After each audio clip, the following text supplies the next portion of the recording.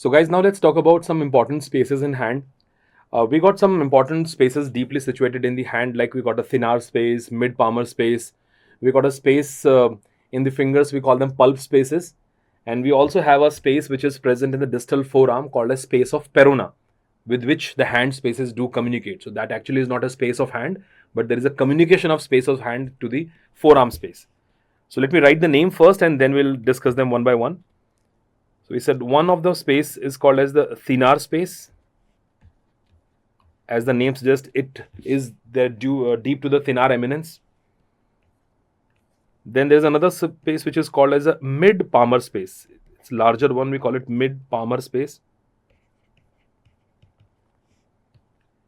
We got some pulp spaces in finger.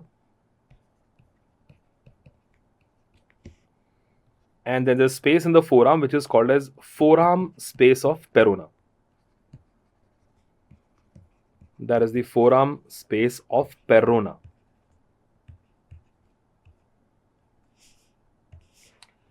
So these are the spaces we need to talk about.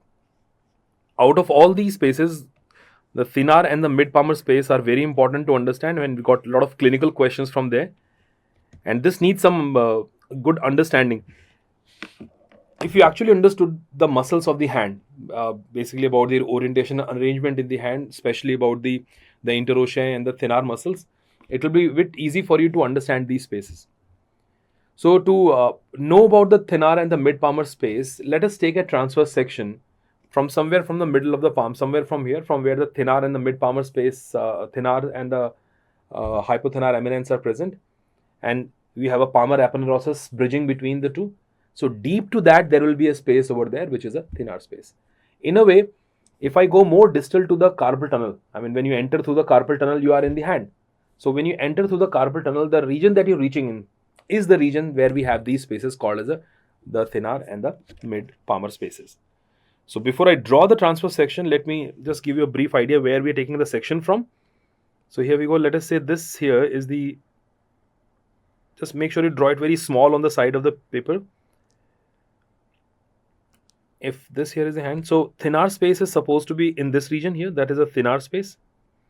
And the mid palmar space, which is larger one, is present more toward this side here.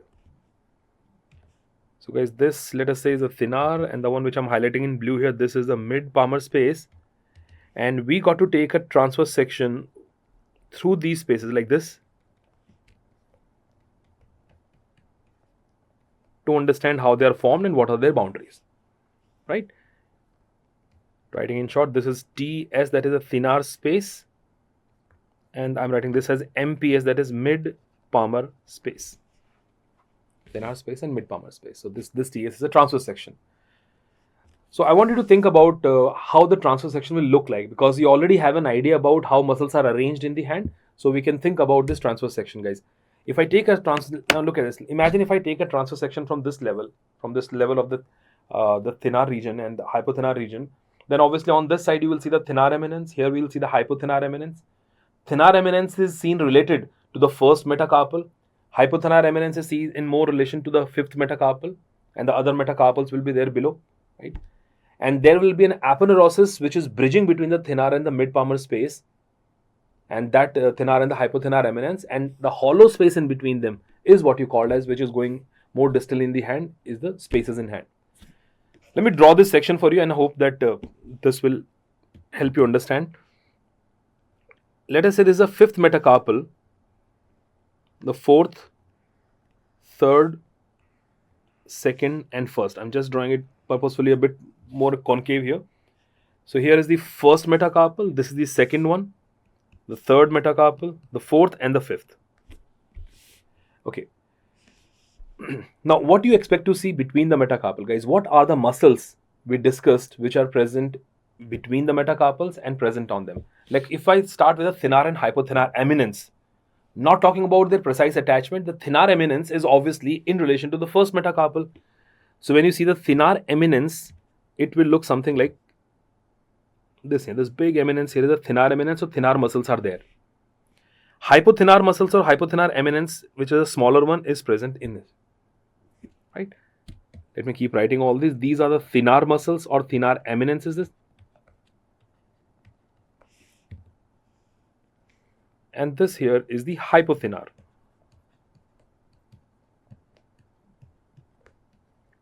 It's a hypothenar muscle. Also, what you'll see that between these metacarpals, there is attachment of interossei. We have palmar interossei and dorsal interossei. Now, let me again take you back into that memory lane when we said that dorsal interossei were bipinnate muscles.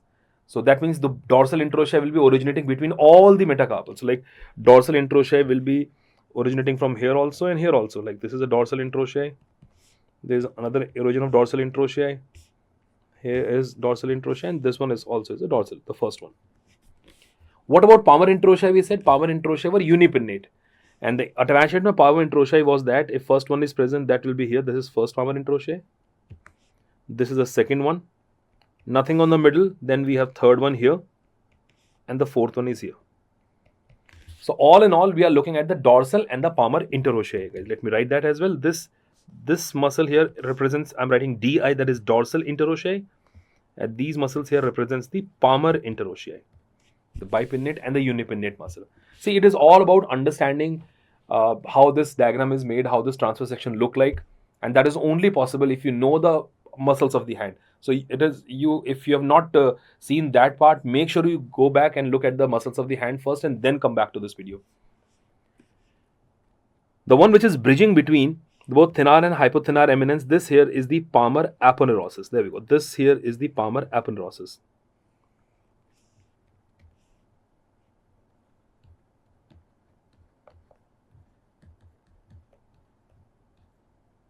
This is the palmar aponeurosis. I'm going to draw one muscle here, and I really expect you guys, if you've seen that video on the muscle attachment in the hand, you can easily tell me that what muscle is that. Guys, what muscle will be this one? The one that you see is originating from the shaft of third metacarpal, and then moving toward the thenar region. Well, I hope you guessed it right, and that is the transverse head. This here is the transverse head of which muscle? Transverse head of adductor pollicis. This one here is the transverse head of adductor pollicis muscle. Remember, there are two heads. One was a transverse and oblique head, and transverse head was coming from the shaft of third metacarpal. Now, once you draw this transverse head of this adductor pollicis, our major portion of this diagram is done. Now we are looking at this space in the hand where you have both the thenar and the mid-palmar space. We still have to differentiate the two, but at least with this picture, you are able to see, okay, that's how the overall boundaries are there. Above, we have palmar aponeurosis. On one side, we have thenar muscle. On other side, we have hypothenar. Below, we have metacarpals along with the interossei. And also, we have this transverse head, very important, transverse head of adductor pollicis. Now, if we just excuse the nerves and blood vessel for now and just think about the tendons. Guys, what tendons we expect to see running from this space? The tendons which will be running from here are the ones which are going toward the fingers. Like tendons of flexor digitorum superficialis, tendon of flexor digitorum profundus, all those tendons will be in here. We have a flexor pollicis longus tendon also, but I'm just focusing on the important one. So let's say we got these 4 tendons of FDS. This 1, 2, 3, and 4. And we got 4 tendons of FDP, flexor digitorum profundus tendon. And just let me give them a different shade so that you don't have to label them here itself. So we're looking at 2 tendons in here, guys. This one, the one which I made a holo here, this is the FDS, flexor digitorum superficialis. And the one which I'm more bothered about right now is flexor digitorum profundus. Well, why? So why flexor digitorum profundus is for this discussion is very important, because flexor digitorum profundus, if you remember, was giving attachment or origin to the lumbricals. So again, think about the lumbricals, guys. Lumbricals, 4 lumbricals were there, all originating from the flexor digitorum profundus tendon, but first 2 lumbricals were unipinnate. And they were unipinnate, so they will be originating something like this. So this is the first lumbrical originating from this side of the FDP tendon. The second lumbrical is also unipinnate, originating like this. But third and fourth lumbrical are bipinnate. They'll originate from the contiguous side, from both the sides. Let me write this as L1, this is L2, this is L3, and this is L4. So the 4 lumbricals can be seen. I hope you can make out that why it is looking in this way, because the first 2 lumbricals are unipinnate and the third and fourth are bipinnate. And why this is a very, very important juncture of this discussion, because if you can see the first and second lumbricals being unipinnate here, so I can see clearly a gap present in there in between. Amongst all these tendons here, the only gap which is visible to me here is between the first and the second. So what happens is, from the palmar aponeurosis, now look at this, stretching from the palmar aponeurosis, you will see a septum coming down here and obliquely going toward the shaft of third metacarpal. Well, it has to go to the shaft of third metacarpal because it obviously cannot reach second metacarpal. It is covered by the muscle. This septum here is called as the intermediate septum. Very, very important thing here, guys. This septum here is called as intermediate septum. It is in between, so we simply call it intermediate septum. And this intermediate septum is the one which is dividing the spaces of hand into the thenar and mid palmar. This space here is the thenar space. Look at that. That's a thenar space. I'm trying to use the same color only which I used in the schematic. And this is the mid palmar space. This larger one here is a mid palmar space. I didn't draw the things which are not very much necessary. Obviously there will be a fascia covering all these muscles and covering this erector pollicis also. There will be tendon of the flexor pollicis longus going from here very much on toward this lateral side. So they are all there, but let's keep a focus on what is important. So guys, if you take a transverse section the way we discussed, this is how it is going to look like. And of course, this space here is a thenar space. I'm writing in TS again. And this here is a mid palmar space. If you understood how this diagram is made, how this transverse section will look like, now it's very easy to understand the upcoming things in it, like about the boundaries, about the certain correlations, clinical correlations from the spaces. Now I wanted to just point out some important facts from here. Like if you look at the thenar and mid palmar space, the lumbricals if we talk about, so you can see the first lumbrical is in relation here, and second, third and fourth lumbrical are in relation to the mid palmar space.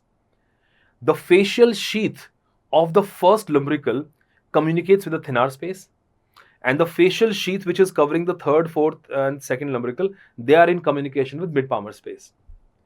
Why that is important, guys? Because these lumbricals, we already discussed, when they have to insert, they have to go at the back, on the back of the finger. So they will be running from these web spaces, like first web space, first lumbrical will be there, second lumbrical will go like this, and third and fourth, so on. So if your first lumbrical facial sheath communicates with thenar space, and your first lumbrical is going out from this part here, so that is an advantage. That is important information for the surgeon, because if let us say a patient is having any abscess or any accumulation or pus formation in the thenar space and you want to drain that infection, how will you drain the infection of the thenar space? By giving an incision to the first web space. Incision given to the first web space will also reach the facial sheath of first lumbrical, which communicates with the thenar space, and that's how the infection can be drained out from this space here. But if the infection is in the mid palmar space, then which web space you are gonna most likely to incise? Well, you might say second, third and fourth, but no, the answer is actually third and fourth.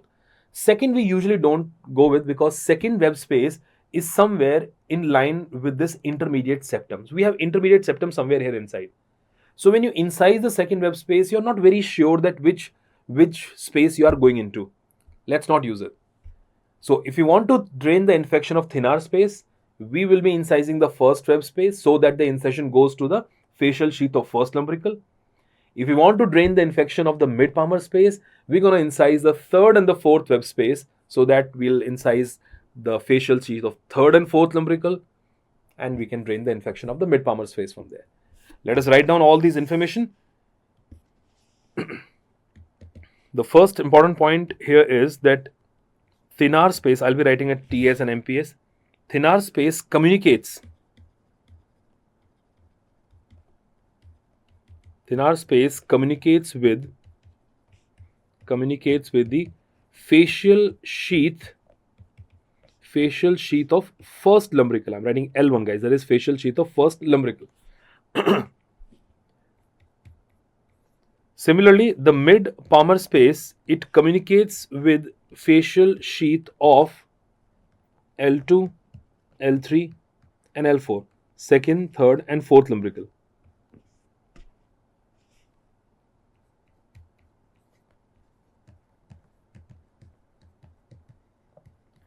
infections of thenar space can be drained. Infections of thenar space can be drained by incising. By incising which web space? By incising the first web space.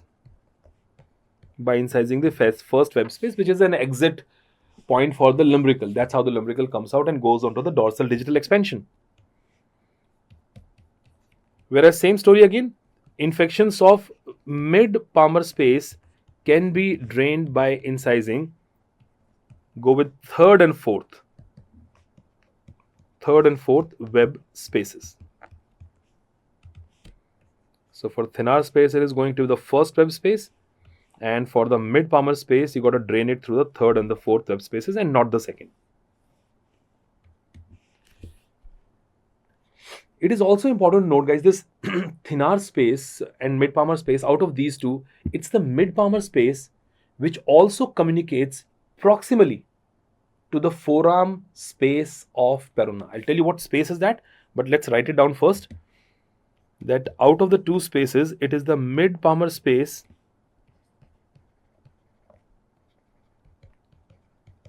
which communicates proximally.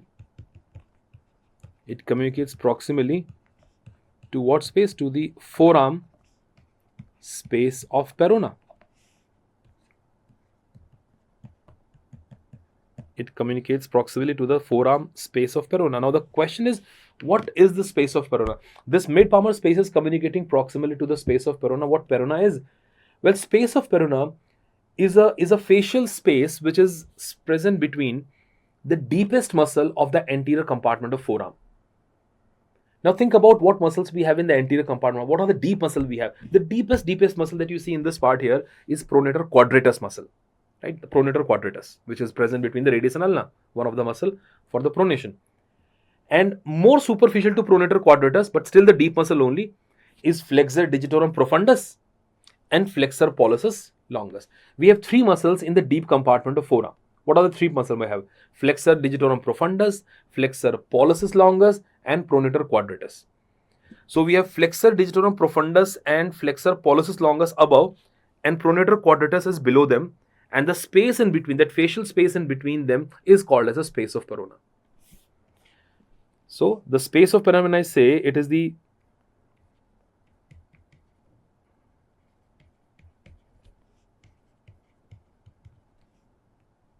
it is a facial space between flexor digitorum profundus, flexor pollicis longus, and pronator quadratus. So above we have FDP, more superficial. All the muscles are deep, but in comparison, flexor digitorum profundus and flexor pollicis longus, they are in the same line, and more deeper to them is a pronator quadratus.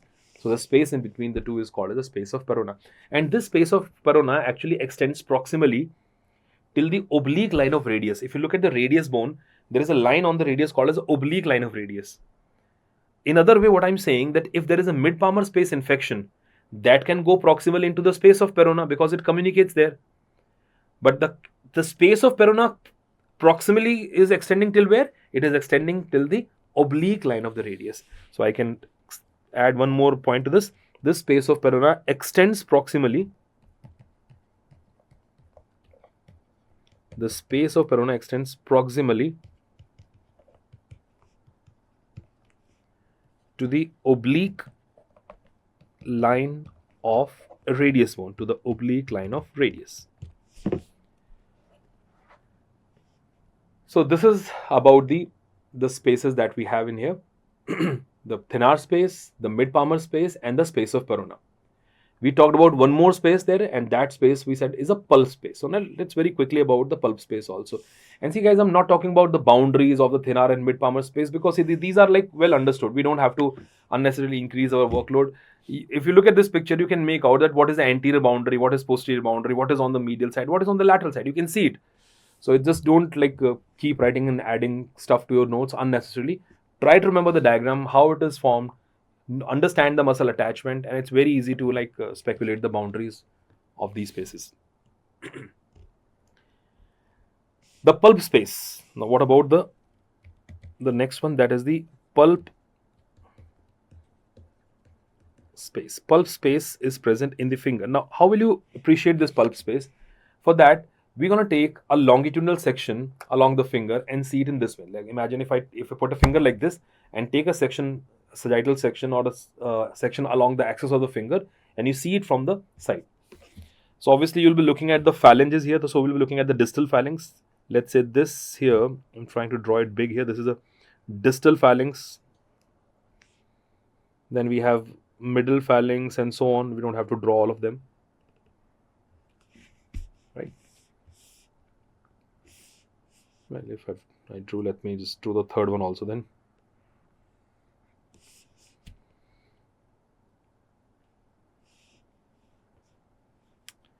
Okay.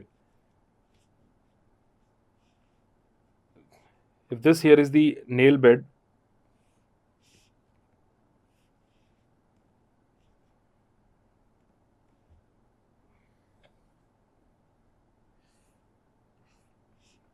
so let's say that's the side of the finger we are looking at.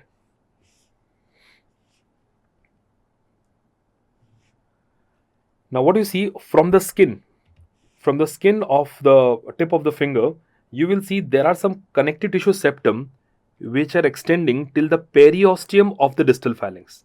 And be very careful when you draw them, because these connective tissue septum are extending to the distal phalanx everywhere except the base.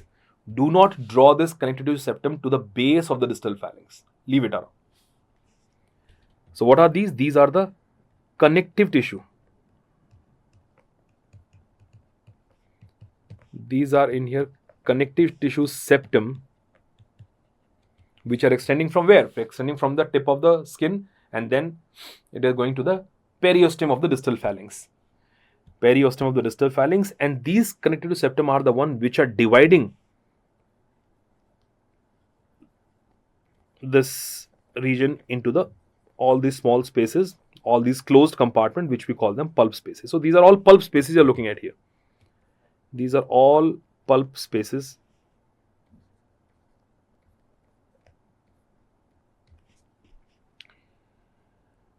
Now, the point here is, first we said the important thing to understand is that there is no pulp space which is in relation to the base of the distal phalanx. Now, why this is important, guys?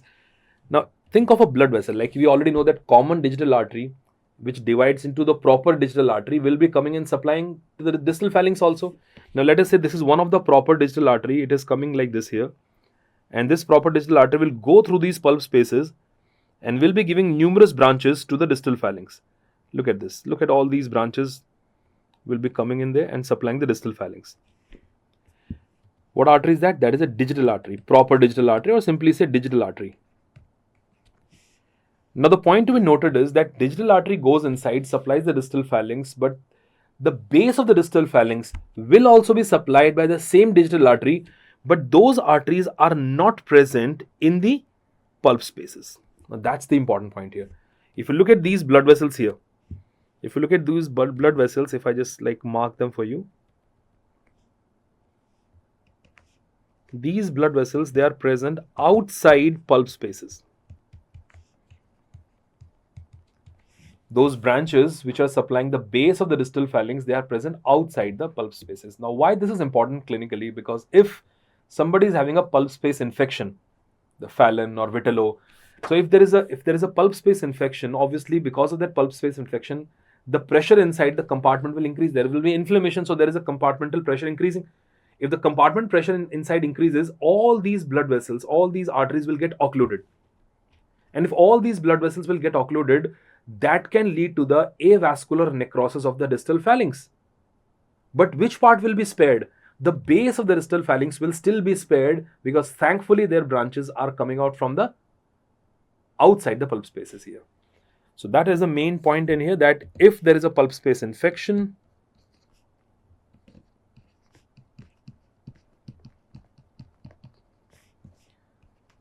like if it is a case of pulp space infection, Vitello, so it can lead to what? It can lead to the avascular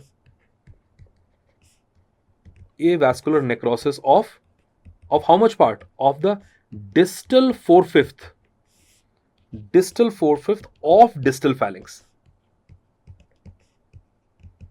distal 4/5 of distal phalanx. Proximal 1/5 will be spared because you can see the arteries are outside the pulp spaces, because the arteries are present outside the pulp spaces. So only part involved here is what? Distal 4/5 and not the proximal 1/5. So this is about the pulp spaces in fingers. About the bursa, the radial bursa and the ulnar bursa, something that we discussed in the flexor retinaculum. Remember, if you saw the tendon of flexor digitorum superficialis, tendon of flexor digitorum profundus, flexor pollicis longus, they were all enclosed in the what do you say, the bursa or respective bursa, the ulnar and the radial bursa. Now I should tell you a slightly bit more about those bursas here only with the help of one picture. Now look at this image, guys. This is the picture in which you can see. Now look at all these tendons here. Looking at here. All these are tendons of FDS and FDP. Flexor digitorum superficialis, the profundus tendons are going toward these 4 digits, and obviously this is a flexor pollicis tendon which is going toward the thumb. This bursa here, the one that you see in this region, this here is the ulnar bursa. We already discussed that ulnar bursa, which can be seen passing deep to the flexor retinaculum, right? That's a flexor retinaculum. This here is a flexor retinaculum. Sorry. And similarly, this bursa which is covering the flexor pollicis longus tendon is the radial bursa. This is the radial bursa. Similarly, the synovial sheath is also present around the same tendons of FDS and FDP in the distal part also. But the point here to be noted is that if you look at the index finger, this one, and also this one, they have not shown this, but also this one, they are having their individual synovial sheath which is not connected proximally to the ulnar bursa. You can see it very clearly here. Let me just highlight it just for your convenience. Look at this, guys. Look at the one I'm highlighting here. This is the synovial sheath covering it. But this synovial sheath is not connected to what? Not connected to what bursa? Ulnar bursa. Similarly, we have a synovial sheath here also that is not connected proximally. And there also is a synovial sheath here, not shown, which is not connected proximally. So what do you see? That we do have a synovial sheath present around the ring finger, around the middle finger, around the index finger, but that is having no connection to the ulnar bursa proximally. But this ulnar bursa is in direct contact with the synovial sheath of the little finger. Again, not shown in here. I'm just telling you, it is that's how it is. This is in continuation here with it. And of course, you can see the same radial bursa which is shown here. Let me just try to use different color. This radial bursa is continuing to the thumb also. Why you need to know about this? Because if the synovial sheath which is covering the index finger, middle finger, and ring finger, if their synovial sheath is not communicating proximally to either radial or ulnar bursa, so the infection of these fingers, there are very less chances that they will extend into the proximal part. That's why if you have an infection at the tip of the finger of these fingers, that infection might not go into the proximal region. When you do the pricking, I know you must have done the pricking experiment in your first year physiology practicals also. The pricking is to be done on the index, middle, or the ring finger. Nobody suggests to do the pricking on the thumb or the little finger, and the reason is in front of you. Because thumb, the synovial sheath of the flexor pollicis longus is the one which is continuing proximally also. So if there is any infection because of that pricking, that can go proximally toward the hand and toward the forearm as well. Same story here. If you do the pricking of the little finger, if there is any infection, unfortunately, that can come back into the ulnar bursa, and that can again communicate proximally into the forearm. So it is important to know that the infection of which finger, tip of which finger or which finger can extend proximally, and that is the thumb and the little finger. The reason, because they are communicating proximally to the radial bursa and to the ulnar bursa. Otherwise, the rest of the synovial sheath have no communication in the proximal part. So this is about the spaces in hand, the thenar space, the mid-palmar space, the pulp space, the peroneal space, and a little bit about the extension of the radial and the ulnar bursa in the proximal to distal region.